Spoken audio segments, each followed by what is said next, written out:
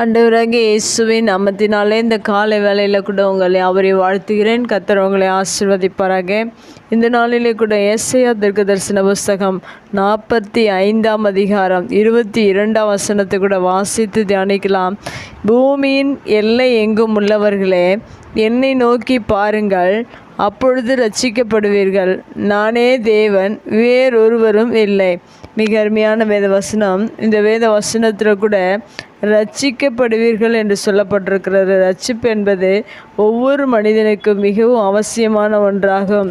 ஏனென்றால் இந்த உலகத்தில் ரட்சிக்க முடியாதபடிக்கு அநேக வேதனைப்படுகிறார்கள். அநேக காரியங்களில், பாவங்களில், சாபங்களில், நோயில், கடன் பிரச்சனையில், இன்னும் அநேக காரியங்களை நாம் சொல்லிக்கொண்டே போகலாம். அநேக மனிதர்கள் இந்த பூமியில், ஒவ்வொரு மனிதர்களுக்கும் அநேக ரட்சிப்பின்றி அநேக வேதனைப்பட்டு கொண்டிருக்கிறார்கள்.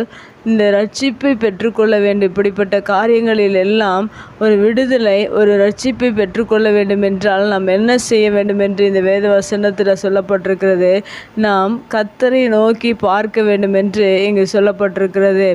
ஒரு குறிப்பிட்ட மனிதனை மாத்திரமல்ல, கிறிஸ்தவர்களை மாத்திரமல்ல, எல்லா மக்களையும் தேவன் நேசித்து இந்த வார்த்தையை சொல்லியிருக்கிற வார்த்தையை நாம் பார்க்கும்போது, பூமியின் எல்லை எங்கும் உள்ளவர்களே என்று சொல்லப்பட்டிருக்கிறது.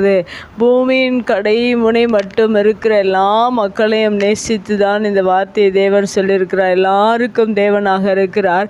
நானே கர்த்தர் என்று இந்த வேத வசனத்தில் சொல்லப்பட்டிருக்கிற பிரகாரம் எந்த மனிதனாக இருந்தாலும் ரட்சிப்பின்றி பல காரியங்களை விடுதலையின்றி சிக்கி தவித்து வாழ்ந்து கொண்டிருக்கிற ஒவ்வொரு மனிதர்களும் ரட்சிப்பை பெற்றுக்கொள்ள வேண்டும் என்றால் நாம் என்ன செய்ய வேண்டும் என்றால் தேவனை நோக்கி பார்க்க வேண்டும்.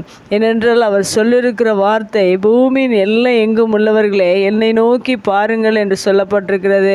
ஒருவேளை எந்த மனிதனாக இருந்தாலும், எந்த இடத்தில் இருந்தாலும், நீங்கள் அநேக காரியங்களை ரட்சிப்பின்றி விடுதலையின்றி வாழ்ந்து கொண்டிருப்பீர்கள் என்றால், பாவமாக இருந்தாலும், சாபமாக இருந்தாலும், பிசாசின் போராட்டமாக இருந்தாலும், வியாதியாக இருந்தாலும், பலவீனமாக இருந்தாலும், எப்படிப்பட்ட சூழ்நிலை நீங்கள் வாழ்ந்து கொண்டிருக்கிறீர்களோ, உங்களுக்கு ஒருவர் விடுதலை கொடுக்கிறவராக, ரட்சிப்பை கொடுக்கிறவராக இருக்கிறார்.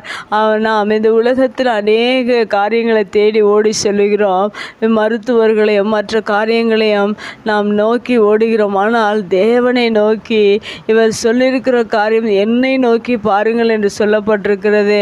ஒருவேளை அநேக காரியங்களை நீங்கள் தேடி சென்றிருக்கலாம். இந்த வேத வசனம் சொல்லுகிற பிரகாரம் நீங்கள் அவரை நோக்கி பார்ப்பீர்கள் என்றால் மெய்யாகவே ரட்சிப்பை, விடுதலை நீங்கள் பெற்றுக்கொள்ள முடியும். எந்த சூழ்நிலையிலிருந்து நீங்கள் நோக்கி பார்க்கிறீர்களோ, எந்த மனிதனாக இருந்தாலும் தேவன் அவர்களுக்கு ரட்சிப்பை கொடுக்கிறவராக இருக்கிறார். இந்த வேத வசனத்தை நாம் சற்று கவனிக்கும் போது, பூமியின் எல்லை எங்கும் உள்ளவர்களே என்று சொல்லப்பட்டிருக்கிறது.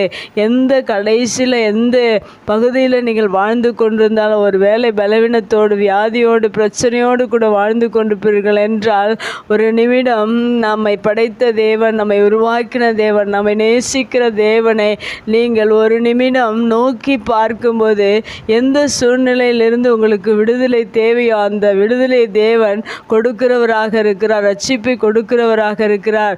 ஏனென்றால் அவருக்கு எப்படி கொடுக்க முடியும் என்று இந்த வசனத்தின் கடைசி பகுதியில் சொல்லப்பட்டிருக்கிறது. நானே தேவன், வேறொருவரும் இல்லை என்று சொல்லப்பட்டிருக்கிறது.